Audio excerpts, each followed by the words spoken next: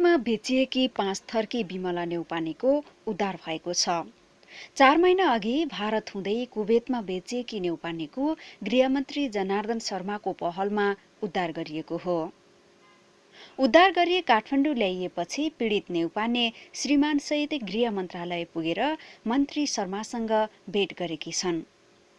शर्मा गृहमन्त्री भएसँगै स्थापना गरिएको गुनासो व्यवस्थापन कक्षमा श्रीमान नवीन शर्माले उजुरी गरेपछि उनको उद्धार प्रक्रिया सुरु भएको थियो। 2073 चैतमा जोर्डन जानका लागि अन्तर्वार्ता दिन काठमाडौँ आएकी न्यौपानेलाई दलालले दिल्ली हुँदै कुवेत पुर्याएका थिए।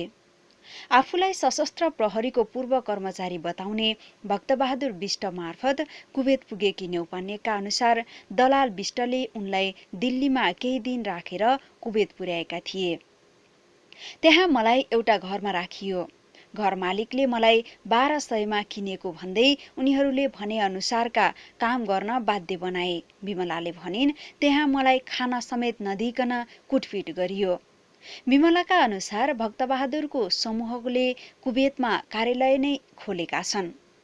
भावुक हुँदै उनले भनिन्, एउटा घरमा 2 महिना काम गरेपछि भागेर एजेन्टको कार्यालयमा जाँदा आफूलाई अपशब्द बोलेर त्यहाँका कर्मचारीले गाली गर्दै फेरि अर्को घरमा काम गर्न पठायो।